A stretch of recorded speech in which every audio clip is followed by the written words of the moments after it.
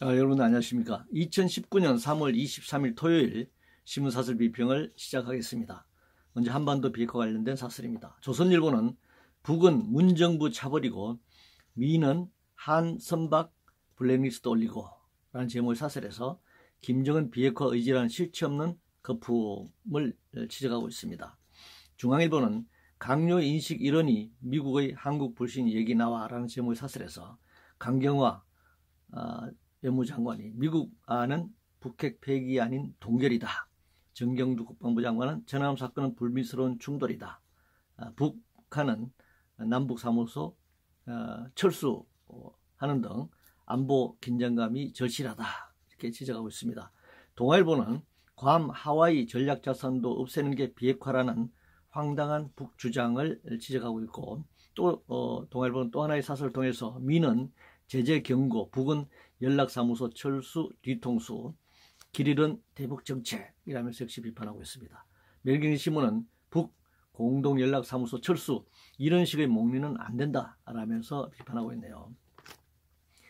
남북 북미 간 한반도 비핵화 선언 이후에 1년간의 평화 국면이 진행됐고 북미 간에는 우호적인 분위기가 지속됐습니다.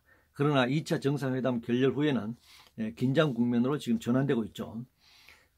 북미 협상이 다시 진행되려면 북한의 의지만이 아니라 미국의 의지도 공히 확인돼야 합니다. 지금 북한만 목리를 불고 있다라고 주장하는 것은 이 협상을 원만하게 진행시키기 위한 그런 분위기 조성이 아니죠. 목리는 지금 서로 상대적이라고 생각합니다. 협상이 진행될 때 어느 쪽이 깼다라기보다는 그 협상안을 어떻게 제출하느냐에 따라서 협상이 깨느냐 마냐가 달라지는 것이기 때문에요. 협상을 일방적으로 어느 쪽이 깼다기보다는 다른 일방이 어떤 협상을 제출하는가, 서로 간에 어떤 선언을 했을 때 기대치가 있고 그 기대치에 서로 미치지 못한 협상안이 나올 때 이 협상이 깨지는 것인데, 그 협상이 깨지는 것이 어느 일방의 책임이다 이렇게 말할 수는 없는 것입니다. 공약 관련해서 한국경제신문은 재원축이 안 되는 공약 집착 말라는 전직 관료들의 고언을 싣고 있네요. 예산이 수반되는 선거 공약의 경우 고정된 예산이라면 예산 조정안을 제시해야 합니다. 조정이 아니고 어떤 공약한 내용을 그냥 현재보다 더 예산을 증가시키려면 재정 확충을 해야 되는 것이고, 이것은 조세 부담률을 높이는 방법밖에 없다 이렇게 생각합니다. 공시가격 관련해서 한국경제신문은 공시가격 산정 혼란, 정부가 책임지고 바로잡아야 한다는 제목의 사설에서 공동주택 공시가격 상승률이 같은 동네에서도 20배 넘게 차이가 난다. 원칙과 기준이 필요하다 이렇게 주장하고 있습니다. 당연히 이런 들쭉날쭉한 기준에 관해서는 원칙과 기준을 마련해야죠.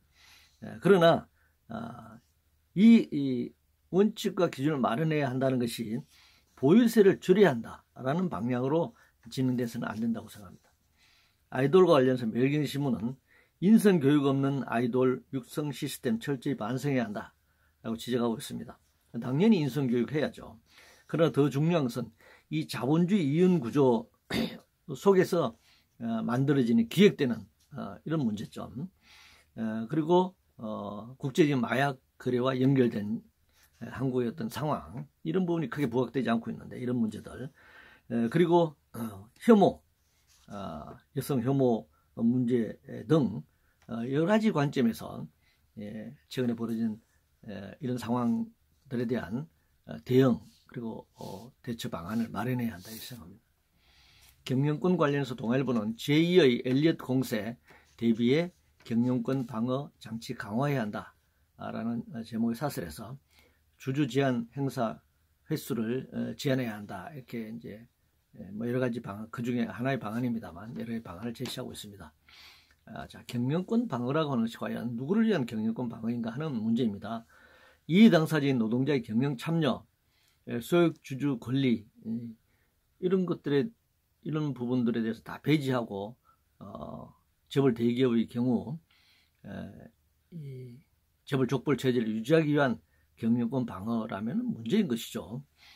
그래서 경영권 방어만이 문제가 아니라 노동력 경영 참여 문제라든가 소액주주의 권리 문제, 소비자의 권리 문제, 주주 자본주의만이 아니라 이해 당사자 자본주의로서의 그런 다양한 이해 당사자들의 권리 문제도 동시에 얘기돼야 한다 이렇게 생각합니다.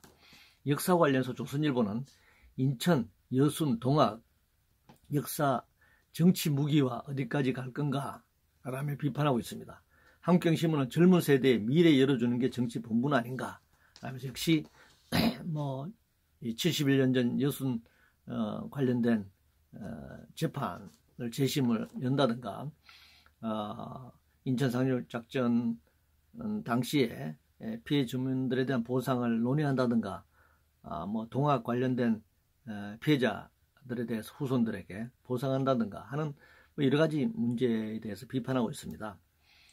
그런데 과거 없는 현재나 미래는 없습니다. 과거 청산 없는 미래 전망이나 희망을 말할 수도 없는 것이죠. 조지 오웰은 그런 말을 했습니다. 과거를 지배하는 자가 미래를 지배한다 이렇게 말했습니다.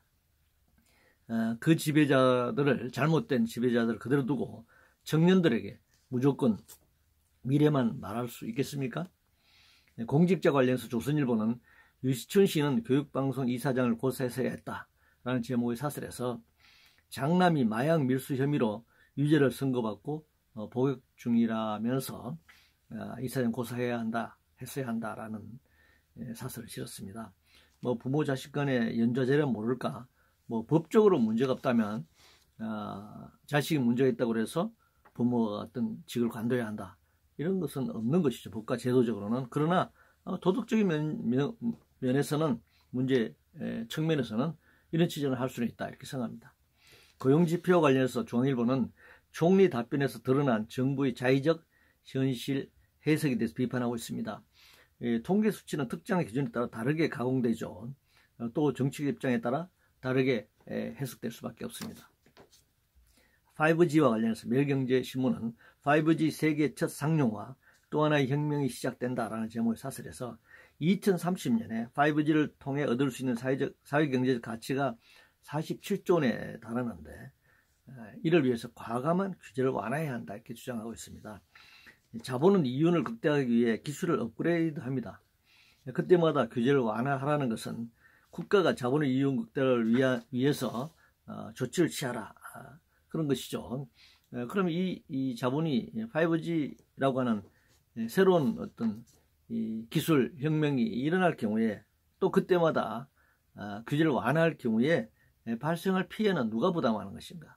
국가가 이를 뒷받침한다고 하는데 국가의 그 구성원에게 누가 이익을 얻고 누가 손해를 보는 것인가 하는 측면에서 이 문제를 바라봐야 한다 이렇게 생각합니다. 이상으로 2019년 3월 22일 토요일 신문사설 비평을 모두 마치겠습니다.